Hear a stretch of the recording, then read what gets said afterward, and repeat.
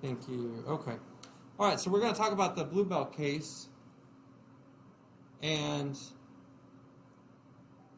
what it means. Bluebell, a well-known company. Everybody's tried their ice cream before. Okay, 45 flavors. They're a Texas company born and bred. Third most popular ice cream maker in the United States, producing 100,000 gallons per day. First and second are Breyers and Ben and Jerry's. Okay, Bluebell is kind of an everyman's ice cream.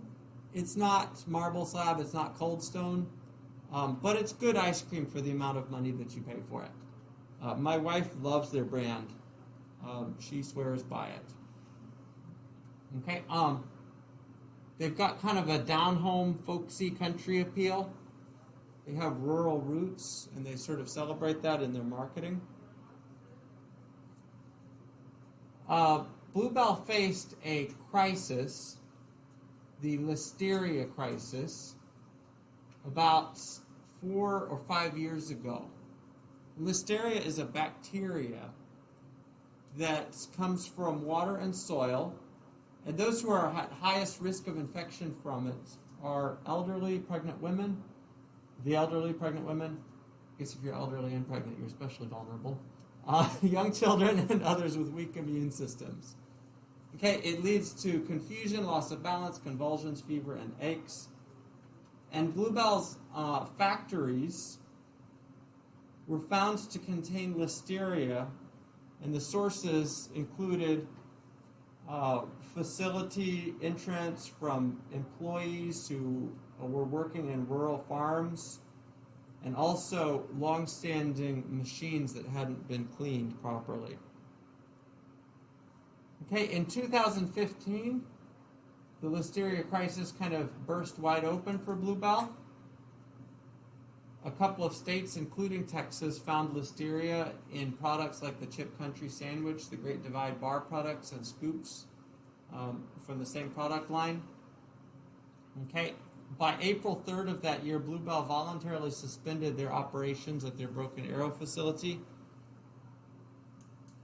Bluebell then issued a total recall as more cases of Listeria were found around the country. Okay, and by July 14th, the company had shut down operations completely at that point, but by July 14th, they had to be rescued with a special angel loan from Sid Bass, an investor, very wealthy investor from my hometown of Fort Worth, actually. Bluebell returns by August of that year sporadically to some cities, including our city of Houston. There's a picture of a Bluebell truck. And by November 18th, they had restarted production up in their Brenham facility. Have some of us been up to Brenham to see the Bluebell factory? Has anybody been there? Yeah, I've heard that they give out grape samples and stuff. It's, I'd love to go there sometime. I think my kids would get a real kick out of that. By January 25th of 2016, Bluebell was back on the shelves. Okay, Bluebell ice cream was incredibly popular, is incredibly popular. There was enormous support for Bluebell during the Listeria crisis. I'll talk about it in just a minute. It was unique, kind of uniquely supportive in comparison to other companies facing similar crises. Here's some findings from some CDC officials. The procedure used for cleaning and sanitizing of equipment and utensils has not been shown to provide adequate cleaning and sanitizing treatment. So one thing the company was failing at was proper cleaning and sanitization of their facilities. Failure to provide running water at a suitable temperature for cleaning of equipment, utensils, and food packaging materials. Failure to store cleaned and sanitized portable equipment in a location and manner which protects food contact surfaces from contamination. Basically what was happening was Bluebell has rural factories. Many of their employees would milk the cows or the goats on the farm before going in the morning to work in the factory. And they would track Listeria bacteria in on their boots or their jeans, and it would get in the factory and it would fester in the machines. It wasn't ever cleaned. Findings also included employees did not wash and sanitize hands thoroughly in an adequate hand washing facility after each absence from their workstation. Design of equipment failure to take apart equipment as necessary to ensure thorough cleaning. I suspect, I've never seen this written up, but I suspect that Bluebell suspected that their equipment for years contained Listeria, but they didn't want to stop production to do the deep cleaning of their equipment because that would be very costly. It would cost extensive, safety outlay money. And so they probably just sort of kicked the can down the road for years and hoped that it wouldn't lead to anything. But then it led dramatically to a number of customer deaths, and they settled out of court for various amounts of money. Ultimately, Bluebell initiated health violations in production facilities. A total of 3 deaths.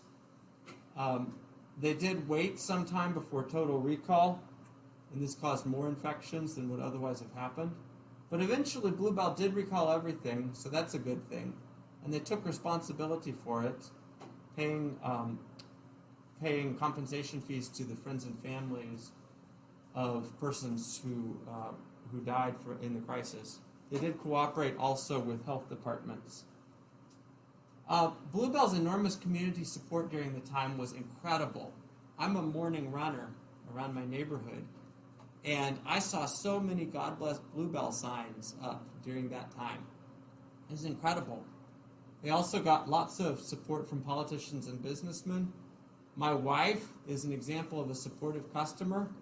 When Bluebell got back on the shelves, the first thing she did was she went out and got a couple of the pint-sized containers, and then she photographed herself with them and put it up on social media because that's just what you do these days.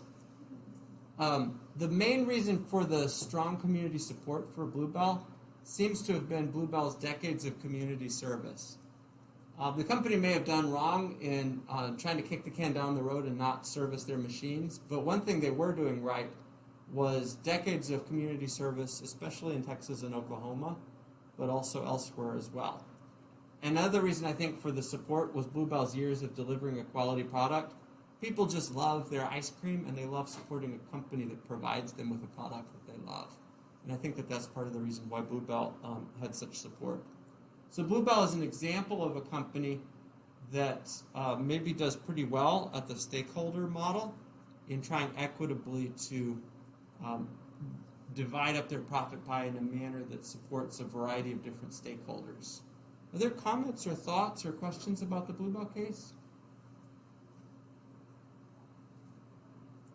Recently, they have encountered another crisis after teenagers started going into grocery stores, opening the tops of the Bluebell containers and licking off the ice cream from the top of the Bluebell container and then putting the containers back on, of course, photographing themselves with the licked ice cream.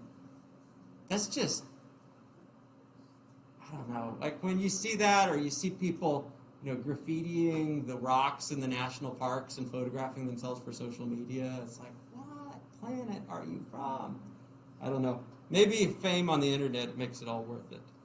That's what we all aspire to these days, isn't it? Fame on the internet? Isn't it like our number one aspiration these days? Face it, you want fame too on the internet. I'm joking. Okay, are there any last comments or questions on the day?